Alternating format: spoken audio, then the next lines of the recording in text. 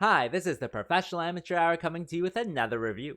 This week I checked out Johnny and Clyde, and this 2023 film was directed by Tom DeNucci and stars Megan Fox, Ling, and Avon Jogia, among others, of course. The story of this movie is about these two psychopathic killers, and they're just about finished their tour of murder and mayhem across the United States, and they decide that they want to rob a casino. So they go and find their other psychopathic killer friends, and they form a little team to, rob the casino. Along the way, we get to see the casino owner, who is Megan Fox, and she's doing stuff, setting up plans. She has like these two kind of like slave assistants going on. She might even be able to control demons. What will happen though? Well, you have to watch the movie and find out. Alright, so let's discuss this movie. So, what can I say that works with this one? Well, I think the characters are fun. I think that's the best way to put it. They're at least interesting to watch. They are psychopaths, so they're just doing psychopathic things. They're killing people randomly, they're robbing banks randomly, and all of their, psychopathic friends are interesting too. They have one that I really liked. He kind of has like this like Mick Foley, who's a WWE wrestler costume. He has like this blonde wig on, and I know Mick Foley's not blonde, but it's like the same kind of style of his hair. And then of course the red and black plaid vest on, and it doesn't fit his character at all, but I absolutely love it that's the look that they've chosen to do it with this character. I thought that was so much fun. And who else do we see? We see Megan Fox's character. She's lots of fun too. She's another psychopath, so she's shooting pots off people's heads. She's kind of like doing stuff with her assistants and just kind of like tormenting them and things like that. And she's an interesting character too, fun to watch, to see all the silly and psychopathic things that she does. And so yeah, all the characters are definitely fun to watch. Also, there is Ling's character in this one, and I enjoy this actress, Ling. I really enjoy her. I don't know why. I think she's just a fun person to watch on screen. And with this one, her character is another psychopath, and so she's just being psychotic. She's like talking to herself, talking on the phone, but translating everything like twice. I don't know what it is. And then she just like drives her van around and starts shooting people out the window, or opens the door and starts shooting. And it's just like, what is this character? Like, why does she have anything to do with this story? She seems to be a giant like plot hole just to suck up time and just to be in it. Like, it kind of seems like her character was like an afterthought. Like, how can we get Ling in here and just like give her some lines or whatever? So yeah, I don't know. It's really kind of random that way, but at the same time, another fun character for you to enjoy. And then you have Megan Fox assistants, and they're like in some type of, I don't know, Aeon Flux gear, I guess, is the nicest way to put it. But they're just like standing around in like these very like skimpy outfits, just for no reason at all, just to be, a psychopathic, having these assistants. And they're kind of like brainwashed. They'll do anything Megan tells them. But again, just like fun characters to watch. Just, you don't know why you're watching them, what they're doing, or anything like that, but they're at least fun to watch for sure. And they're mostly beautiful people in this one, so that's also good to see.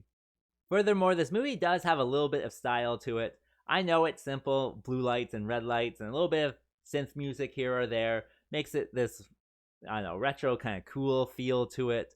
And I did enjoy that as well. I always like that style, so that definitely got to me as well. And that brings me to what doesn't work with this story. Well, the whole plot is one giant plot hole. Like, nothing kind of really makes sense. I know they're supposed to be psychopathic characters. They're just doing whatever they want without thinking.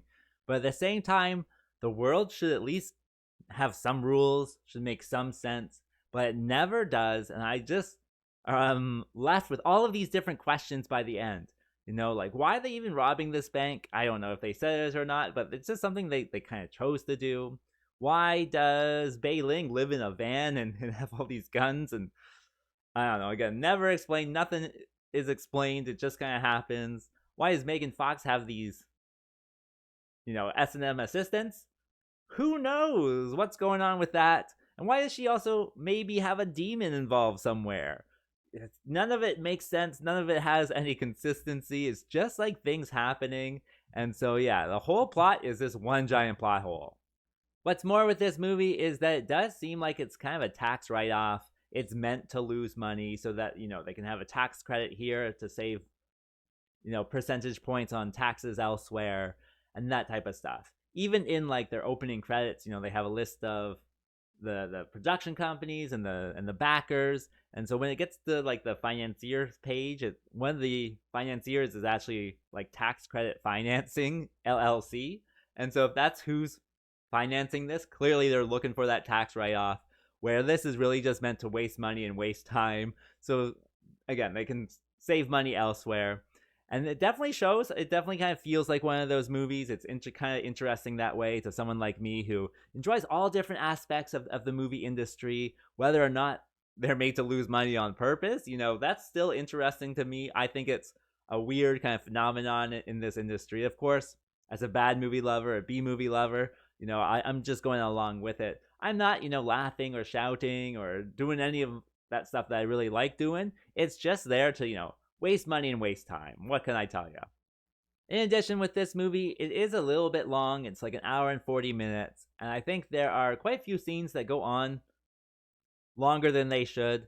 It's just like conversation scenes where they're just like reminiscing or they're planning something that never ends up actually happening and that type of stuff. Or random characters are talking on the phone and you don't even know who they are or anything like that. And so, yeah, it does seem a little bit long, but I don't know. It's just there to waste time, really. So who would I recommend this movie for? Well, I think it's a good time waster. Or if you're, doing things around the house or in front of the TV, washing the windows, folding clothes. It is quite long also. It's like an hour and 40 minutes. So things do go on a little bit too long here and there. But yeah, if you're not really paying attention about it, it should just be a wacky watch. If you're watching the whole thing like I did, it's interesting enough where you can just go along with it if you're, again, a B-movie lover. And yeah, so if that sounds like you, then press play. As for a rating, well, I did think it was mildly interesting, so I will give it the 3.4. And with that being said, I think that's all I wanted to say, so like and subscribe, and I'll see you next time.